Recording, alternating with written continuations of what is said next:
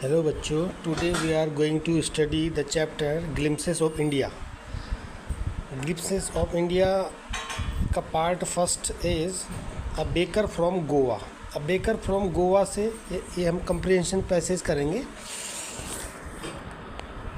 A baker from Goa यानी गोवा का एक बेकर मीन्स होता है जो पाव रोटी बनाने वाला वहाँ पे था, उसके बारे में।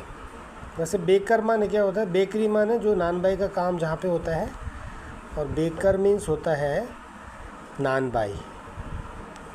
ठीक है, बेकर जहाँ बिस्किट वगैरह बनते हैं, ब्रेड बनती है ना। तो इस तरह गोवा में एक पाव रोटी बनाने वाला है, जो होते थे उनके बारे में यहाँ पे बताया गया है। ठीक है, read the following extracts and answer the question that follow. इस एक्सट्रैक्ट को पढ़िए। जो एक्सट्रैक्ट मीन्स जो यहाँ पे अवतरण लिया गया है इस चैप्टर से, अ बेकर फ्रॉम गोवा, है ना। And answer the question that follow, और उनके दिए गए प्रश्नों के उत्तर आपने देने हैं, है ना।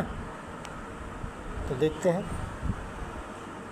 Our elders are often heard reminiscing nostalgically about those old good Portuguese days, the Portuguese and their famous loaves of bread.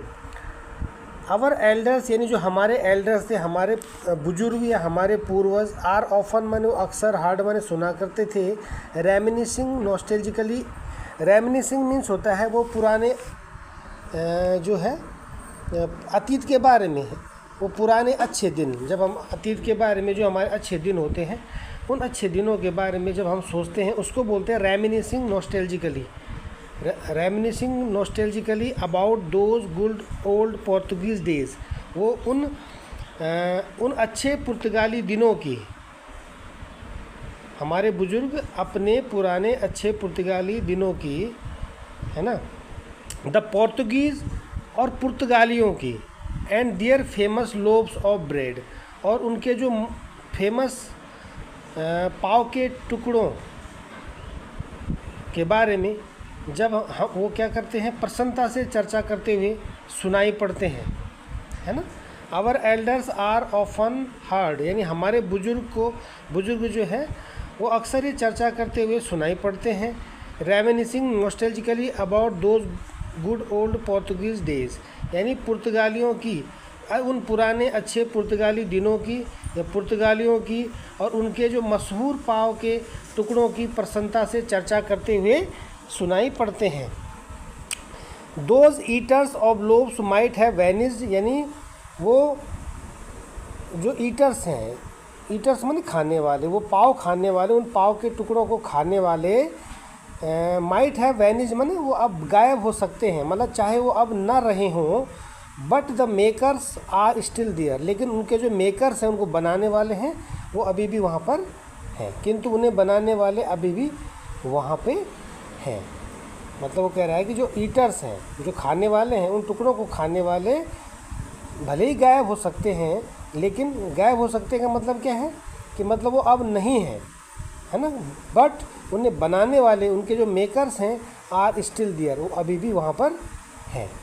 We still have amongst us the mixers, the molders and those who bake the loaves. We still have, और हमारे पास अभी भी है, हमारे बीच में, amongst us मतलब हमारे बीच में अभी भी हैं वो जो मिक्सर्स हैं। मिक्सर्स मतलब वो जो सामान मिलाने वाले हैं। द माउल्डर्स हैं, और उसको सांचे में, माउल्डर्स मीन्स होता है सांचे में डालने वाले, जो सांचा बनाते हैं उसके लिए, वो जो माउल्डर्स हैं। एंड दोज, और वे हु बेक द लोव्स, और वे जो टुकड़ों को पकाने वाले हमारे बीच में मौजूद हैं। हमारे बीच अभी भी क्या है, वो मिक्सचर्स हैं जो सामान को मिलाने वाले हैं, वो माउल्डर्स हैं और उसको एक सांचे में डालने वाले हैं। And those who bake the loaves, और वे लोग भी हैं जो लोव्स को पकाते हैं। लोव्स के टुकड़ों को पकाने वाले भी हमारे बीच में अभी भी मौजूद हैं। स्टिल मीन्स होता है अभी भी, ठीक है। Those age old time tested furnaces still exist. Furnaces means होता है भट्टी, है ना। Those age old time tested furnaces still exist यानी जो भट्टी की आग है, जो those age old time tested furnaces यानी जो टाइम टेस्टेड फर्नेसेस है, फर्नेसेस माने भट्टी है, वो भट्टी क्या हुई है, अभी भी एग्जिस्ट है, अभी भी अस्तित्व में है। स्टिल मीन्स क्या होता है, स्टिल मीन्स एडजेक्टिव में होता है शांत, ठीक है, शांत। और स्टिल मीन्स होता है अभी भी, अभी भी, ठीक है। तो स्टिल एग्जिस्ट, वो अभी भी अस्तित्व में है। यानी जो फर्नेसेस है, टाइम टेस्टेड फर्नेसेस, यानी जो वो भट्टियाँ हैं वो अभी भी वहाँ पर है। The fire in the furnaces, और जो भट्टी की जो आग है, हैज़ नॉट येट बीन एक्सटिंग्यूज्ड, वो अभी भट्टी की आग जो है अब तक बुझी नहीं है। एक्सटिंग्यूज मीन्स होता है बुझना, है ना। येट मीन्स अभी, यानी जो भट्टी की आग है वो अभी भी बुझी नहीं है। इसका मतलब क्या है, यानी उसमें अभी भी पाव रोटी बन सकती है। The third and jingle of the traditional bakers bamboo heralding his arrival in the morning can still be heard in some places. ये हार्ड होगा, यहाँ पे हेड नहीं, हार्ड होगा, ठीक है। The third and jingle of the traditional bakers bamboo, यानी जो पारंपरिक पाव बनाने वाले के जो बम्बू के लट्ठे होते थे, बांस के जो लट्ठे होते थे, उनकी थड माने होता है थप थप, और जिंगल मीन्स होता है छनछनाहट। यानी जो पारंपरिक पाव बनाने वालों के जो लट्ठों की थप थप और उनकी जो छनछनाहट थी, उनकी जो जिंगलिंग थी, उनका जो थड था, वो हेराल्डिंग हिज अराइवल, उनके आगमन की। हेराल्डिंग माने होता है घोषणा करना। हेराल्डिंग मीन्स क्या होता है, अनाउंसिंग,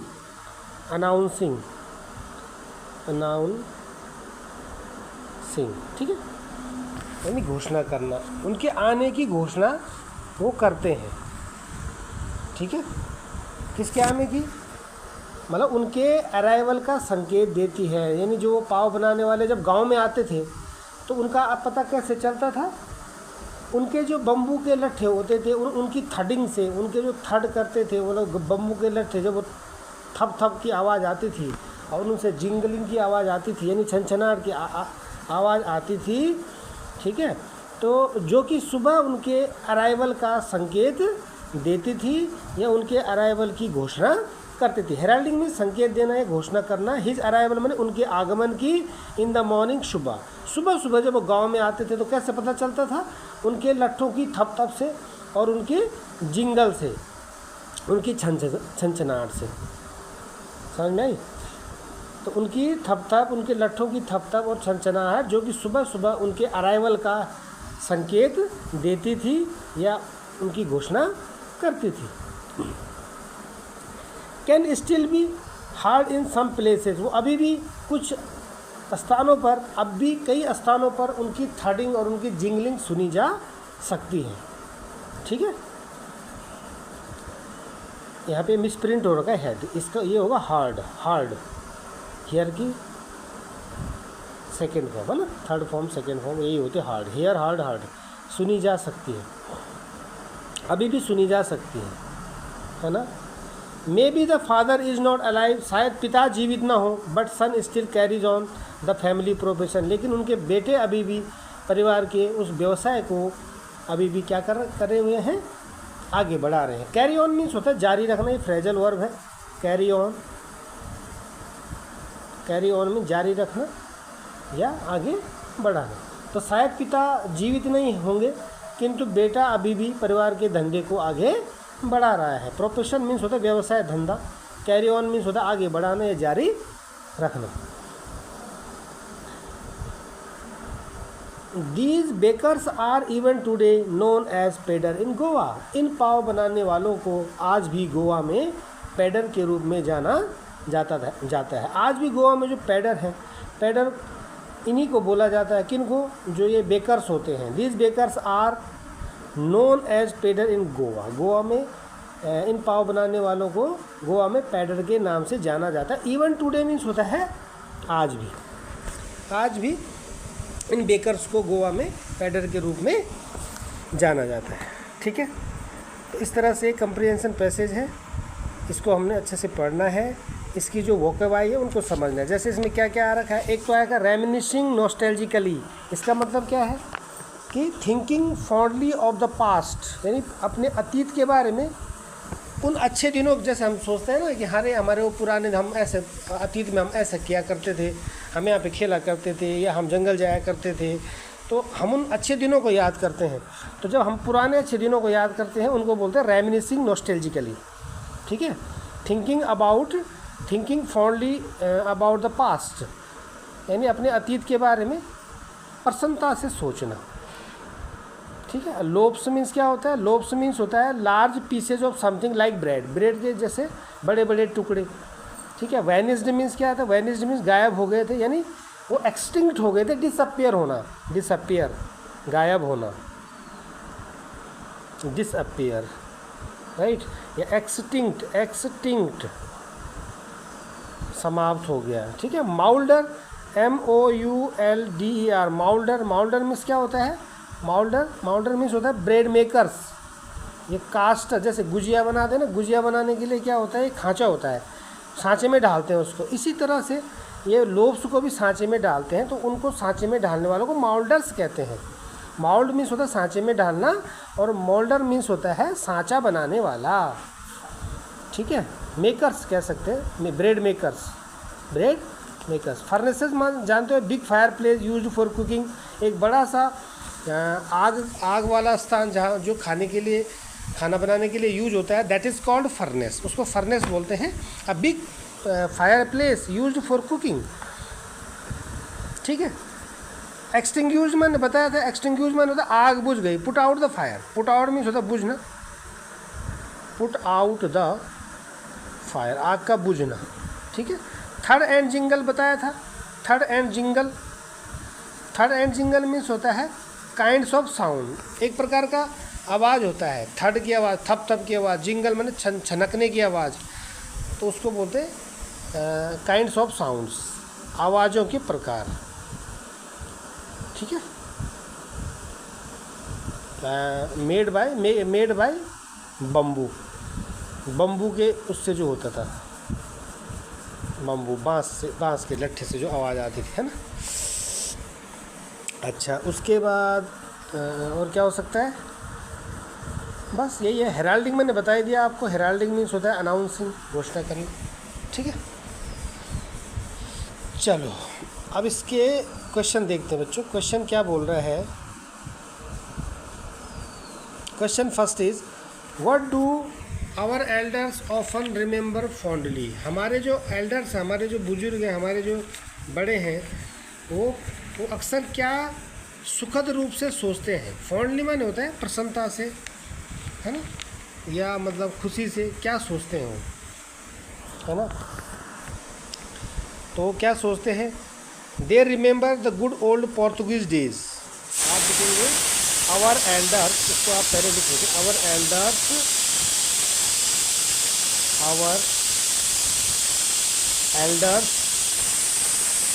एल्डर्स लेंगे, ओ कैपिटल हो जाएगा यहाँ से। Our elders often remember fondly, क्या सोचते हैं? आप देखेंगे ऊपर पैसेज में क्या है? दोज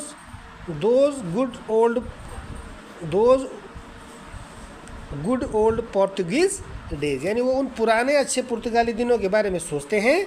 द पोर्तुगीज, और उन पुर्तगालियों के बारे में सोचते हैं। And their famous loaves of bread, और उनकी पाव रोटी को याद करते हैं जो फेमस है।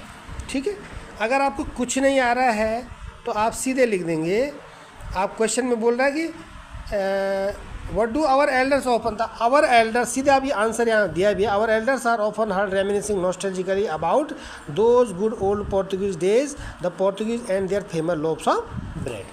देखो ये same answer as it is आपको पैसेज में कहीं पे मिल जाएंगे, और कहीं पे आपको खुद से वहाँ पे ग्रामेटिकली थोड़ा चेंज करना होता है। बस यही कंप्रिहेंसन देखी जाती है जो एग्जामिनर पर अच्छा इम्प्रेशन डालती है, और उसमें आपको अच्छे मार्क्स मिलते हैं, राइट। चलो नेक्स्ट क्या है?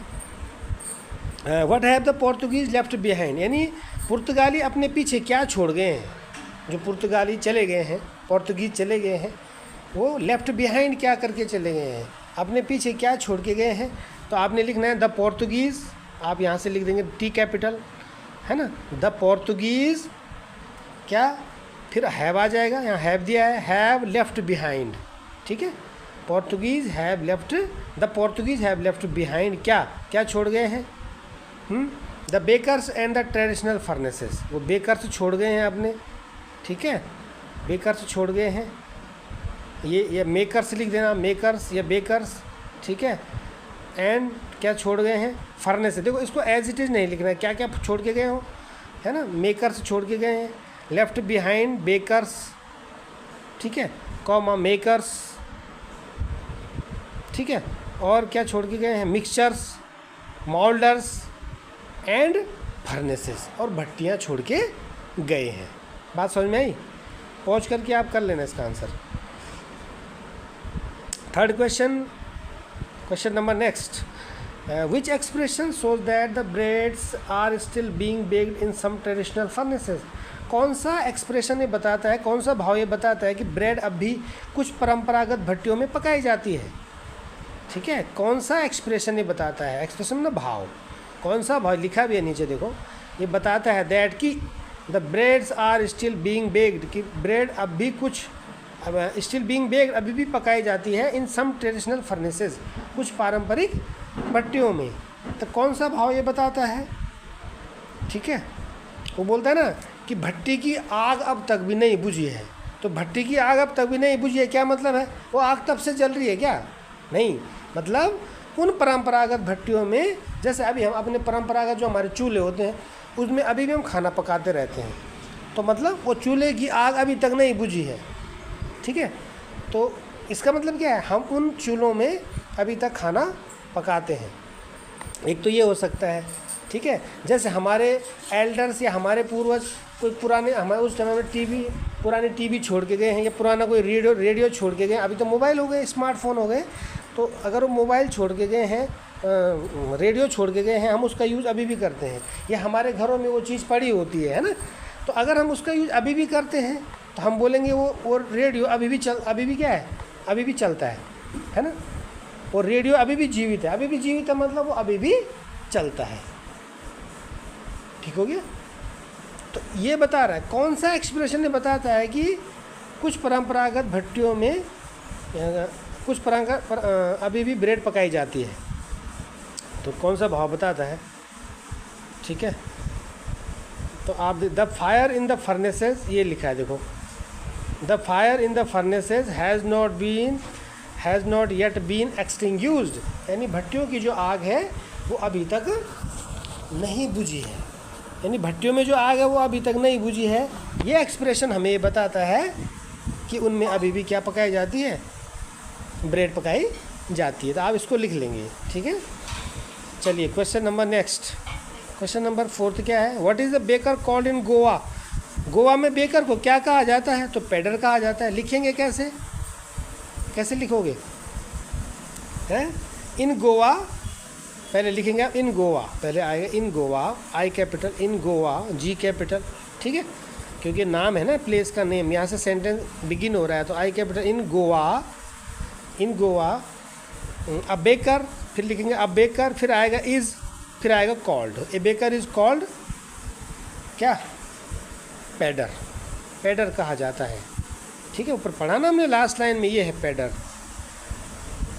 These bakers are even today known as pader, है ना। तो आप ये नहीं लिखोगे, आप क्वेश्चन से लिखोगे in Goa a baker is called pader. Goa में उनको क्या कहा जाता है? पेडर कहा जाता है। इसको आप इन्वर्टेड कोमा में लिख देंगे, ठीक है।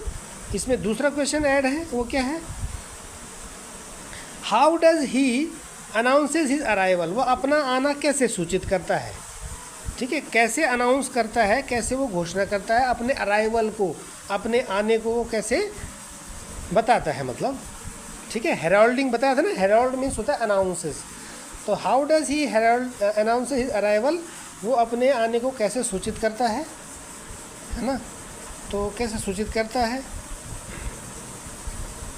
ही अनाउंसेज हिज अराइवल, आप लिखेंगे ही, एच कैपिटल हो जाएगा ऐसे, ही, फिर लिखेंगे अनाउंसेज हिज अराइवल, ठीक है। ही अनाउंसेज हिज अराइवल क्या? फिर आप लिखेंगे बाय, कैसे? बाय माने कैसे करता है? बाय, अब यहाँ से लिख लेंगे आप, बाय द थर्ड, ठीक है, तब टी स्मॉल आ जाएगा। ठीक है, by the third and jingle of the traditional bakers bamboo. बस जो पारंपरिक बेकर का बम्बू होता था उसकी थड़ से, उसकी थप से और उसकी छनछनाहट से वो अपने आने की सूचना देता था। राइट, चलिए question number next question, and it is the last question of this comprehension. Which words in the passage means the following? किस शब्द का अर्थ है डिसअपियर्ड? डिसअपियर्ड मीन्स होता है गायब हुआ, बताया था ना, डिसअपियर्ड, वैनिस्ड। मतलब वो बोलता है ना कि क्या कि कौन कौन वैनिस्ड हो गए थे, ऊपर हमने पढ़ा था, कौन गायब हो गए थे, है ना। वो बोलता ना, those eaters of loaves might have vanished, यानी वो खाने वाले शायद गायब हो गए हैं, but the makers are still there, लेकिन उनको बनाने वाले अभी भी जीवित हैं। ठीक है, तो वैनिस्ड मीन्स क्या होता है? गायब होना। तो आप डिसअपियर का क्या लिखोगे? The word vanished means disappeared. ठीक है, इन दोनों को इन्वर्टेड कॉमन। ठीक है, नेक्स्ट क्या है? अनाउंसिंग। मैंने बताया था अनाउंसिंग के लिए क्या बता रहा है? Heralding. The word heralding means होता है अनाउंसिंग। ठीक है, और भी पूछा जा सकता है, कोई जरूरी नहीं यही पूछे जाएंगे आपको। ठीक है, आपको ये भी पूछा जा सकता है कि विच word in the passage means thinking fondly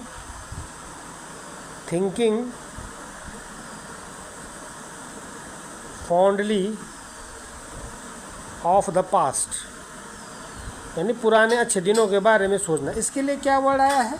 तो क्या आया है? Reminiscing नॉस्टैल्जिकली means thinking fondly of the past. आप लिख लेंगे इसको। ठीक है, नेक्स्ट क्या होगा? विच word in the passage means bread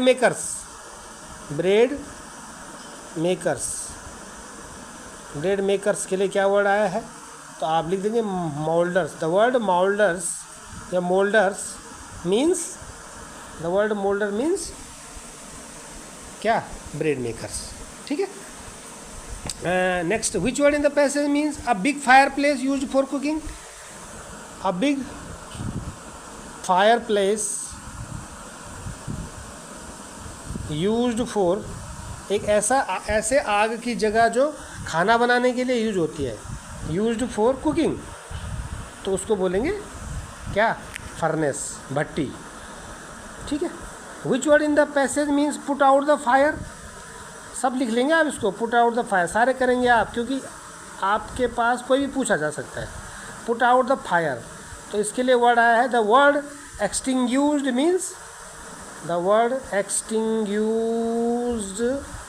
means क्या? Put out the fire. आपने सुना होगा फायर एक्सटिंग्यूजर होता है एक, फायर आग बुझाने वाला।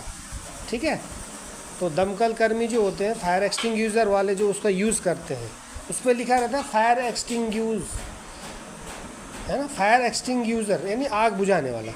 तो वही एक्सटिंग्यूज माने बुझाना, एक्सटिंग्यूजर मीन बुझाने वाला। ठीक है, उसी तरह आपको पूछेगा which word in the passage mean many kinds of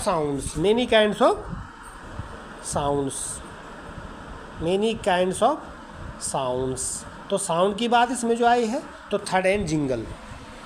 the word थर्ड एंड जिंगल क्या? Represent many kinds of sound. ठीक है, चलिए, तो इस पैसेज में हम ये करेंगे, सारे वोकअप कर लेंगे, इसको अच्छे से हम कर लेंगे। ठीक है, अच्छा एक क्वेश्चन मैं अपने आप बना के देता हूँ आपको। What is the title of this chapter? अगर आए तो what is the title of this chapter? The title of this chapter is glimpses of India, Bharat की झलक। ग्लिम्सेज माने होता है झलक, ग्लिम्सेज ऑफ इंडिया, भारत की झलक।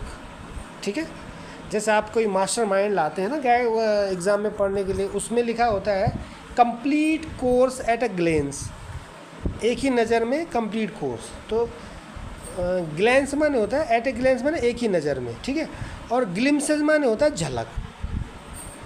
तो भारत की कुछ झलक दिखाई है कि भाई गोवा में क्या होता था।